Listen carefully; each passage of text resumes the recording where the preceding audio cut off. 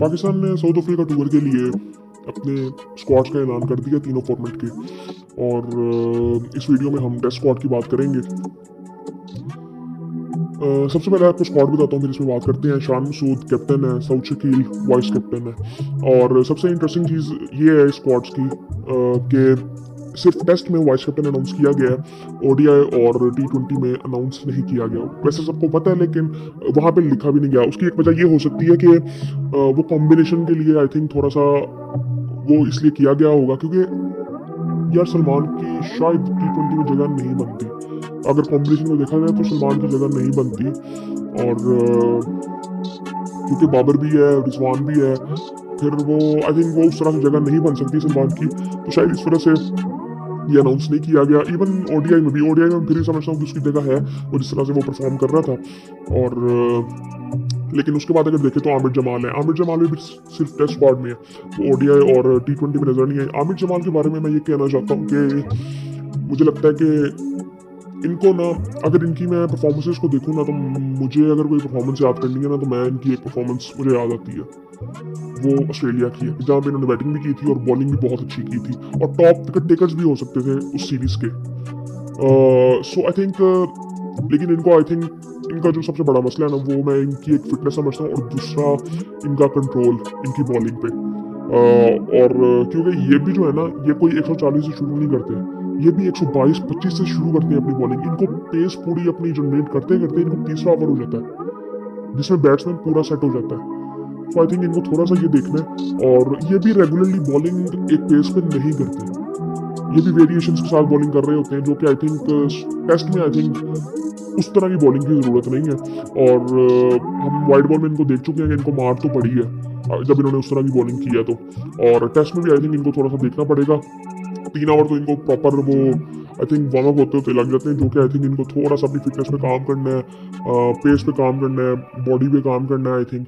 उसके बाद अब्दुल्ला शफीक हैं, बाबर आजम है, वापस आए हैं, वापस आए हैं, हाँ जी वापस आए हैं। ये लास्ट इंग्लैंड के खिलाफ नहीं खेले थे, एक मैच खेले थे। उसके बाद हसीबुल्ला इस टीम में आए हैं। अब हसीबुल्ला के बारे में काफ़ी बात की जा रही थी कि इनको टेस्ट में होना चाहिए, जो कि अच्छी बात है। मैं समझता हूँ कि इनको टेस्ट में होना चाहिए था, और रुहेल नज़ीर हो सकते थे, जो कि आई थिंक ओडीआई और टी20 में हो सकते थे आई थिंक, लेकिन वो नहीं है। रुहेल नज़ीर के साथ मुझे थोड़ा सा लगता है कि ज्यादती हुई है, क्योंकि काफ़ी देर से उनके बारे में बात की जा रही है कि वो परफॉर्म कर रहे हैं, लेकिन आई थिंक मैं वही समझता हूँ कि कॉम्बिनेशन का इशू हो सकता है, क्योंकि अभी आप जिन प्लेयर्स के साथ जा रहे हैं उनमें भी कॉम्बिनेशन का इशूज है। उसके बाद अगर देखें तो कामरान गुलाम है, और फिर खुरम शहजाद है, फिर मीर हमजा है। इसमें थोड़ा सा मुझे ये देखना है कि कामरान अब कहाँ खेलते हैं। मैं ये समझता हूँ कि मैं कुछ अर्सा पहले ना, जब ये लास्ट सीरीज हो रही थी ना, मैं अभी भी ये समझता हूँ कि शान को ओपन ही करना चाहिए। शायद अब्दुल्ला को मुझे लगता है आपको रेस्ट दे के, लेकिन अब्दुल्ला को खिलाया इस वजह से जाता है कि अगर दूसरी साइड से विकेट गिरती है तो फिर आप जरा लंबा खेल सको, और दूसरी साइड से एक डिफेंस जिसका स्ट्रॉन्ग हो वो खेले। लेकिन मैं समझता हूँ कि शान की जो गेम है ना, शान और साइम, ये दोनों शुरू से आके अटैक करें और प्रेशर डालें अगली टीम पे। फिर उसके बाद अगर वन डाउन कामरान गुलाम आते हैं, फिर उसके बाद बाबर आते हैं, फिर रिजवान है। तो फिर इस कॉम्बिनेशन के साथ अगर हम जाते हैं तो वो जो स्टेटमेंट वाली बात आती है ना, कि शुरू से प्रेशर जरा ओपोजिशन पर डाला जाए, वो चीज़ हो सकती है। यही मैं पहले भी सोचता था, लेकिन उस वक्त मैं देखता था कि उस वक्त कामरान नहीं थे टीम में, तो मैं कहता था कि अब्दुल्ला वन डाउन आ जाए, लेकिन तब भी ऐसा हुआ नहीं था। अब देखते हैं कि वहाँ पे ये क्या करते हैं। अब कॉम्बिनेशन के इशूज यहाँ पे भी थोड़े से नजर आ रहे हैं, लेकिन 1-2 नंबर पे ही है। वनडे और टी20 में तो बहुत ज़्यादा मुझे नजर आ रहे हैं कि कॉम्बिनेशन क्या हो सकता है हमारा ओवरऑल टीम का, और किसका क्या रोल है। मुझे 2-3 पोजीशंस में ऐसे लग रहा है कि मुझे रोल डिफाइन नहीं है कि क्या इनका रोल है टीम में, और इनसे हम क्या चाह रहे हैं। सो आई थिंक वैसे मैनेजमेंट को करना तो चाहिए एक्सप्लेन आगे कि हम ऐसी टीम बनाना चाह रहे हैं और इस तरह की क्रिकेट खेलना चाह रहे हैं, लेकिन अभी ऐसा कुछ हुआ नहीं है। उसके बाद अगर देखें तो कामरान के बाद खुरम शहजाद हैं, जो कि आई थिंक पहले इंजर्ड थे, इस वजह से नहीं थे, इस वजह से टीम से बाहर हुए थे। मीर हमजा हैं, ठीक है, बिल्कुल होना चाहिए इनको। उसके बाद मोहम्मद अब्बास आए हैं। ये 2 साल पहले 2021 में आई थिंक ये अपना आखिरी टेस्ट खेले थे, और पता नहीं क्यों बाहर हुए थे। इन्होंने आखिरी टेस्ट में भी 7-8 आउट किए हुए थे, और पता नहीं ये बाहर क्यों हुए थे, और अभी वापस आए हैं। और इन्होंने आई थिंक ये कह भी रहे थे कि यार मुझे समझ नहीं है कि मुझे बाहर क्यों किया इन्होंने। आई थिंक वो कुछ इशूज़ हो सकते हैं मैनेजमेंट के साथ इनके, और सारा कुछ चलता है यार पाकिस्तान क्रिकेट में, लेकिन आई थिंक अच्छी बात है ये वापस आए हैं। और उसके बाद मोहम्मद रिजवान है, और नसीम शाह, नुमान अली, साइम अयूब, सलमान अली आगा। अब इसमें आपको साजिद खान नजर नहीं आ रहे, ठीक है, आपने अगर ये सोच के किया कि यार हमें फास्ट बॉलर्स की ज़रूरत है अफ्रीका टूर के लिए, लेकिन मैं समझता हूँ कि साजिद अली हो सकते थे। साजिद अली है या साजिद खान है, वो हो सकते थे टीम में। इन दोनों के साथ आप जा सकते, आप प्लेइंग 11 में ना खिलाते। प्लेइंग 11 आप पिच को देख के सब कुछ करते, लेकिन आई थिंक वो स्क्वाड में हो सकते थे। नुमान अली के साथ एटलीस्ट 2 स्पेशलिस्ट स्पिनर होते, और आपको इनका फायदा है, इस तरह से फायदा है कि ये बैटिंग भी कर लेते हैं दोनों।